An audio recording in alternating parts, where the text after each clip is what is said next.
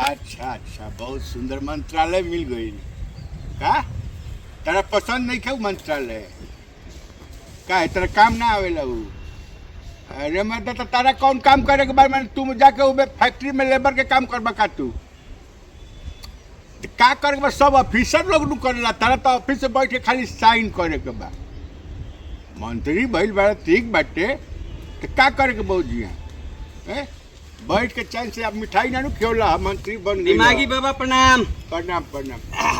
अच्छा ठीक बा, रखा आवाज ने पटना वाली आवत तो फिर हमरे के फोन करता है तो मिठाई खियाइया, ठीक नु। केकरा के मिठाई खियावत रहो? वो है मंत्री जी हवे, मंत्री हवे। अरे बन गेले हम मंत्री। कौन अभी जो सरकार बनल? हाँ मंत्री बन गए। हाँ तो चिनौटी दो। चिनौती मंत्री बन गए। कहते रहे हमारे पसंदे नहीं खे जो विभाग दिले पहले। हम कहनी तेरा विभाग दिला से का मतलब है, तोरा कोनो लेबर जाके बन के कुदारी नहीं खन चलावे के में। कहाँ से चिनौटी लेवल हो, एकदम थर्ड क्लास के चिनौटी। छोड़ा ना दो काहे के हैं, एगो तो चला फोकट के खैनी खाए के आ दूसरे कहाँ चलेला ह त का कइला ह त ना कइला ह त माने ह दाल बा यार। अरे तो एगो स्टैंडर्ड के तनी हाथ में लो चिनौटी त लाए की चिनौटी। हाँ बुझाता कि माने चिनौटी में अवार्ड मिली तारा चिनौटी में। हाँ तो कह का मंत्री के का कहत रहला? उहे कहत रहला कि हमरे ई मंत्रालय पसंद, हेलो जल्दी, मंत्रालय पसंद नहीं। अच्छा तो कोनो लड़की हो के पसंद करे के बा? उहे हम कहनी है कि तरह में का करे के बा त का कॉलेज हमरा काम ना आवेला उ। अच्छा हम कनी काम ना आवेला तो तारा का कर जाके कुदारी नहीं खन चलावे के? ना जी ना जी। तारा बैठ के वो ऑफिस में साइन नु करे के बा। का दिमागी बाबा कोई कैसे दी सरकार बनल हो? पहले तो लागल हो कि लोग कहत ल कि मोदी वही ना करी है, मोदी जाता रे, मोदी जाता रे। त ल मोदी गइले ना, कहाँ गइले? गइले ना, कहाँ भइल का नु। हाँ देख जब सारा दुनिया कहे लगल जेने देखो नहीं कि मोदी जाता रे जाता रे जाता रे। हाँ, सब कहसन कि 4 तारीख के मोदी चल सब केहू कहो कि 4 तारीख के मोदी चल जाई। हाँ हाँ ठीक बा, हाँ हाँ मोदी चल जाइए। ई बतिया मोदी जी के कान में गई हाँ कि सब लोग के मन हो गई बा कि मैंने हमरा जाए के जाए के चाहिए। हाँ चल गई 2 तारीख के। अच्छा हाँ होने कहाँ नु चल गई रहले समुंदर में? गई रहले नु। हाँ समुंदर में गई रहले। गईले लोगवा ई ना बतावल कि माने कहाँ जाता रे। उ जब सुनले तो उनका ही बुझाइल कि जाए के चाहिए, तो जहाँ जाए के चाहिए उनका बुझाइल हुआ अपन चल गई। कहाँ से खैनी लेल बा हो? ए का महा घटिया खैनी बा। सुन ना, इज्जत से आज से खैनी तू हमर से मत मांग। मैंने मांगो काहे ना, दो तो नीमन दो। मैंने कई दुकान है का कि निमन द ए त लागत सब ओकर लागत कि ओकर डंठेलिया काट के रख लेले बा। डंठलिया काट के कहाँ बिना गागा टान के बात बतियावत तारा। चलो कोनो बात नहीं के चलो। तो मोदी जी तो लोग के बतिया सुनले कि जाता है तो मोदी जी कहले ठीक बा, जब सब लोग के मन बा तो हमरो चल जाए के चाहिए। तो मोदी जी 2 तारीख के चल गए। अच्छा हाँ चल गइले। चल गइले। हाँ हाँ लोगवा ई नहीं के बतावत कि कहाँ जाए के चाहिए, माने कहाँ जाइए कहाँ जाइए मोदी जी के। हाँ अच्छा हाँ ई लोग ना बतले कहाँ जाए के बा। हाँ हाँ लोगवा खाली कहो कि मोदी जाता है चल जाइए। हाँ 2 दिन इंतजार कैले उ।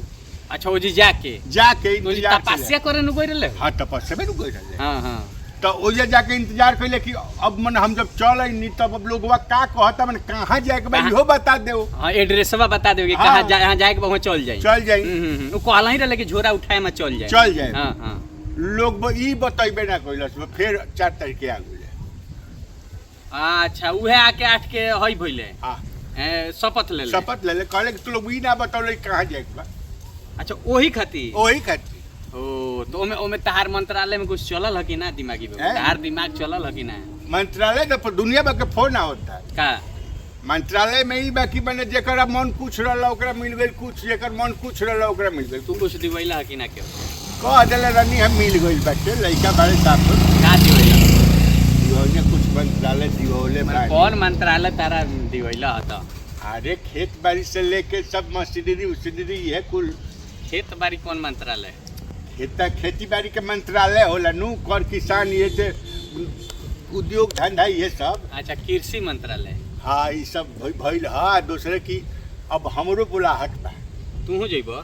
जात नहीं हम। तू ओजी का कर जाता? हमरा के कहला से कि हम तरह के नाम बदल के आ उम्र घटा के आधार कार्ड में नौकरी लगा दे। माने नौकरी लगा कॉलेज तहार नौकरी? हाँ मैंने मंत्रालय में मंत्रालय में उम्र घटाई तो यहाँ लौकी ना कि तू 80 साल के बुढ़वा हुआ। बाग मत दे उसे कैसे लोग कल से रंगवा दे केस उस केस रंगवाइला से आदमी थोड़े बूढ़ जवान हो जाई। तो केस रंगवाला से ना हो जाई तो कैसे हो जाई?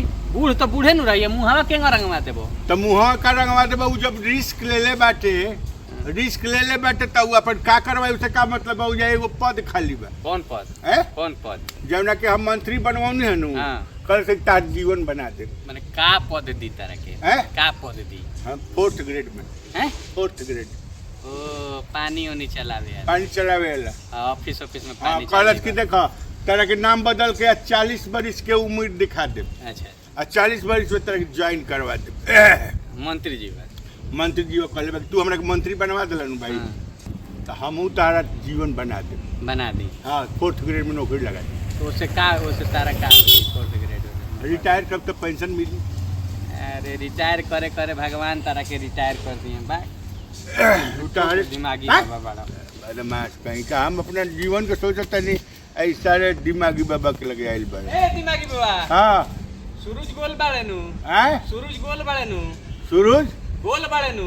हाँ गोल नहीं घंटा का वो चापुट बाड़े धरती धरती गोल लाठी वो गोल अच्छा आ तू को सारे गोल गोल आइल बड़े पूछे साला खैनी साला फोकट के खाई है हमरे खैनी के गाड़ी देता